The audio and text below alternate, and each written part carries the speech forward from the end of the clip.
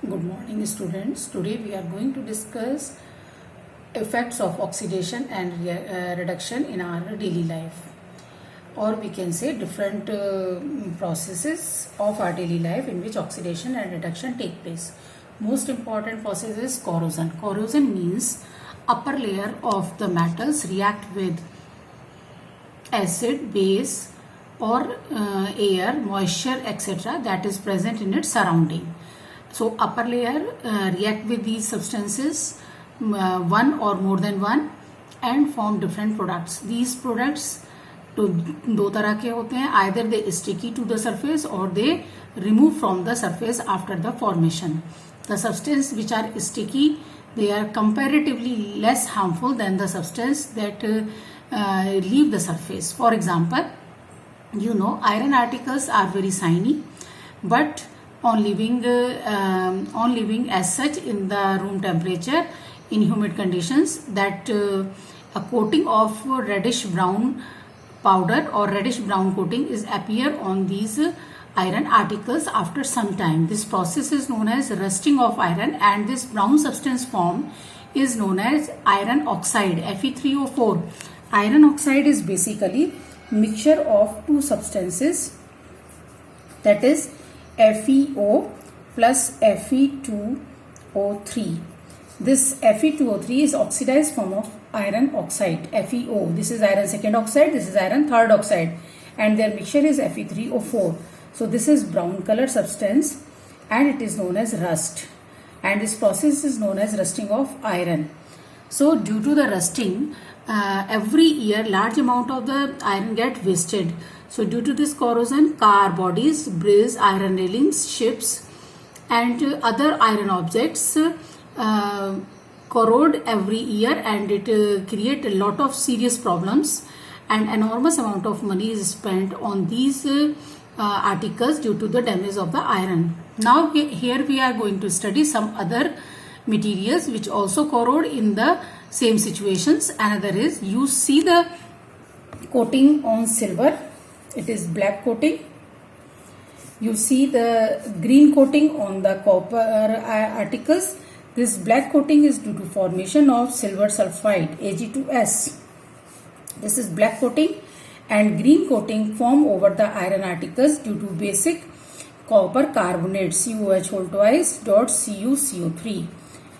यानी कि यहाँ पर वाटर और कार्बन डाइऑक्साइड ऑक्सीजन की प्रेजेंस में रिएक्शन करते हैं कॉपर से, and they form this green product, and it is the corrosion product of the copper. But in case of silver and copper, it is not so powdery or not release the surface very easily in comparison to iron. That's why the rusting of iron is more harmful in comparison to these two. But it is true that these two material also get tarnished when we expose them with air, moisture, etc.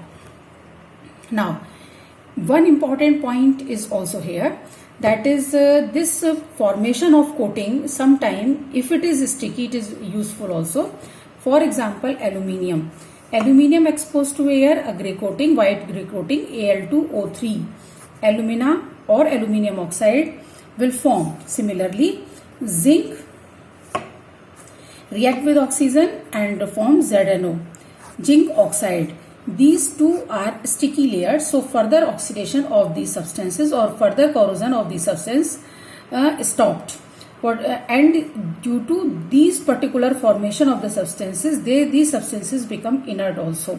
This is the reason you can store nitric acid in the aluminium articles. Nitric acid is very good oxidizing agent. Even then we can store it in aluminium articles, because once aluminium react with nitric acid, it form a protective layer, non-reacting layer of the alumina. So in this way you can store nitric acid in aluminium. Another important point, zinc oxide. You know very well, we galvanize the iron article. Galvanization means coating of zinc over the iron articles, and we know zinc is more reactive than the iron. Then how it can protect the iron? Actually, zinc, you know very well, iron articles on exposing to air, moisture, etc. form Fe3O4, which is a powdery layer, and flaky layer, so it release easily from the iron surface. When we coat this iron with zinc, what will happen?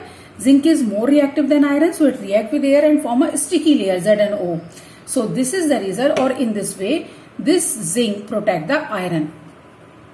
फिर से समझिए, zinc की layer आपने iron के ऊपर बनाई. Zinc is more reactive than iron, even then zinc protect the iron. How it protect the iron? Because zinc react with oxygen, form zinc oxide which is sticky layer. So एक paint जैसा ये protective layer का काम करता है iron के ऊपर. Is it clear? So in this way zinc is more reactive than iron, even then it protect the iron from the rusting. Right? Now another important everyday life activity is rancidity. What is rancidity? Are oils and fats and the substance or food material which contain oil and fat react with air, and these oil and fat get oxidized. After oxidation they get foul smell and bad taste, bitter taste. So they and become poisonous also, so they become unable to eat. So this process is known as rancidity, and the substance had to be rancid. Now we want to protect them. So for the protection we apply so many methods. For example, we add some antioxidants. Generally आपने देखा होगा market से जो अचार वगैरह आते हैं उनमें एंटीऑक्सीडेंट्स होते हैं. फैट्स एंड ऑयल्स में हम क्या डालते हैं? Antioxidants. Another important part, we have to keep the food in airtight containers. So oxygen amount is very very low inside the container, and container should be filled up to the mouth of the container. Another important point, you know, आपके जो chips और कुरकुरे के packet होते हैं बड़े फूले हुए होते हैं. So to prevent the rancidity, these packets flush with nitrogen gas. Nitrogen is non-reacting gas. That's why we fill the nitrogen gas in these substances, in these packets. Nitrogen do two functions here. Number one, it prevent the rancidity, and another important function, it give cushion to the chips. Otherwise या transportation के दौरान chips और कुरकुरे चूंकि बहुत delicate होते हैं, टूट सकते हैं. सो नाइट्रोजन के यहाँ दो इंपॉर्टेंट पर्पज हो जाते हैं. Another one more important method to prevent rancidity, vacuum packing. Generally आपने देखा होगा कि आपके आलमंड्स हैं, कैज्यू हैं, वॉलनट्स हैं, ये वैक्यूम पैकिंग में आते हैं. तो वैक्यूम पैकिंग में एयर पूरी तरह रिलीज हो जाता है. That's why that's also a very good method to prevent the rancidity. But you know very well, hard substances like walnut, almonds, etc. can be vacuum packing. But chips and Kurkure के लिए हम vacuum packing नहीं कर सकते, otherwise उनका powder बन जाएगा. So this is all about the rancidity. Now we are going to discuss the questions of the exercise. First question: why does the color of copper sulfate solution change when an iron nail is dipped in it? You learned this activity. Iron is more reactive than copper, so it react with copper sulfate solution in this way. Copper sulfate, blue solution, aqueous, react with iron. Iron is more reactive than copper, so it form iron sulfate. It is green in color, so solution color turns green. Aqueous, it is also soluble in water, and copper release in terms of brown tinge, or it deposit over the iron nails. So iron nails turns brown due to the deposition of this copper. Another important part, question: give an example of double displacement reaction other than the activity given other than the reaction given activity 1.10. You know very well, in the activity 1.10 a reaction is given to you. It is sodium sulfate react with barium chloride, changes into barium sulfate plus 2 NaCl. First of all, listen very carefully. This reaction also can be changed. In place of sodium sulfate, you can take magnesium sulfate, you can take potassium sulfate, you can take sulfuric acid. Only the this sodium part gets changed and remaining reaction as such. For example, MgSO4 plus BaCl2, it changes into BaSO4 plus MgCl2. So again you get white precipitate of barium sulfate, and this is double displacement reaction.